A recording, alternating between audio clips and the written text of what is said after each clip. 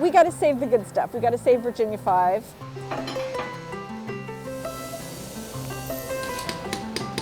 We brought the Virginia 5 into Pacific Fisherman's Shipyard in Ballard, and we thought the vessel just needed some areas of rot replaced, and it turned out that we had a lot more rot than we were expecting. Essentially taking 2 of these planks off, it's a very small window to see what you're looking at. So we thought, well, we'll take off a couple more, and then a couple more, and we got to the point where we realized the rot was in the bow stem. So then we just decided, well, we need to change that. And then it just kept growing. Almost the entire starboard side had a lot of fungus-related rot. That meant that we needed to replace frames and planks on most of the starboard side. It's a historic ship, so we have to use the right wood. It has to be old-growth Douglas fir, which tends to be more rot-resistant. We've had to source that from a couple of places on the Olympic Peninsula. They're very small sawmills. One plank, before we even do anything, is about $2,000. The structural integrity of these comes from long lengths of wood. And you can look and see how many we've done.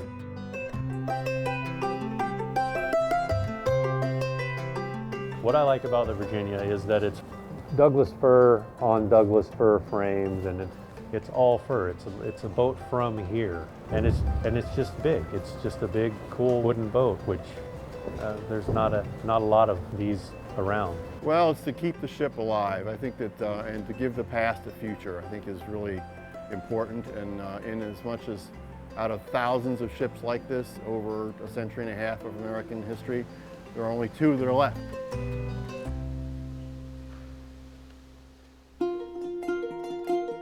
The West Pass Transportation Company was a small company that operated steamships on Puget Sound, and those steamships were part of what's known as the Mosquito Fleet.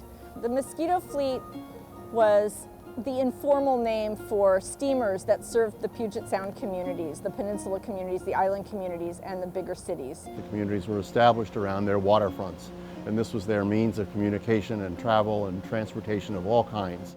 Carried their people, carried their mail, carried their freight, carried their livestock, their produce. So it was very much, I like to tell people, a Metro bus and a UPS truck all in one rig for those communities.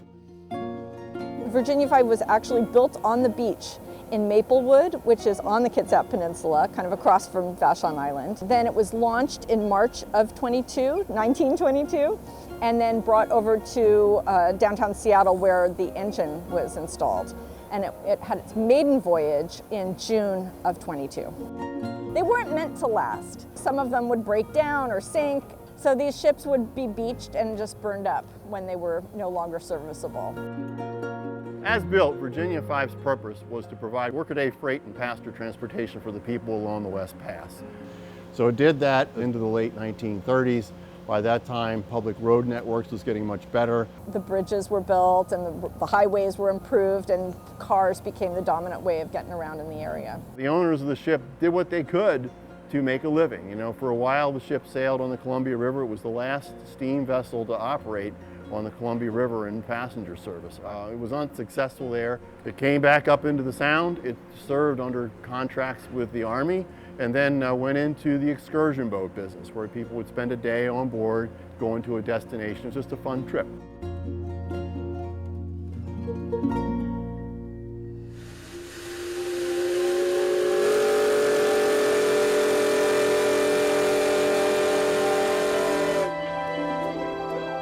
You can buy a ticket and ride with us on scheduled excursions.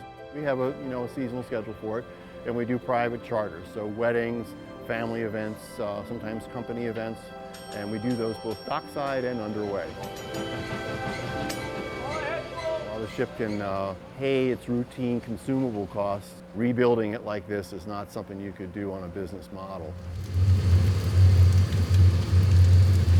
The process for the steaming of the plank and the hanging of a steam plank is we steam it for an hour per inch of thickness. These planks are 2.5 inches, so 2.5 hours. We take it out of the box, and it's a big rush of excitement. We get it to the boat, And then we put one of these screw jacks against the top edge of the plank up there. All the rest of them will go on the bottom edge of the plank, and they will twist it into place.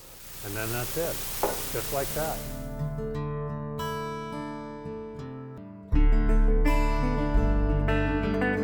In order to try and preserve the trade, I have had people up and teach them, but really it's hard because it's not like it used to be where there's a bunch of this work to do. If we weren't able to continue to maintain it, preserve it, and share it with the public, it would be a real loss to this community and to the entire United States. It's a really bold move to operate it, not to just put it on a shelf and stuff it and mount it, but to run it and keep it a living ship. And that's what makes this ship so special, is that it is still a living vessel. The Virginia 5 is the good stuff. And we hope that Virginia 5 will survive for another 100 years.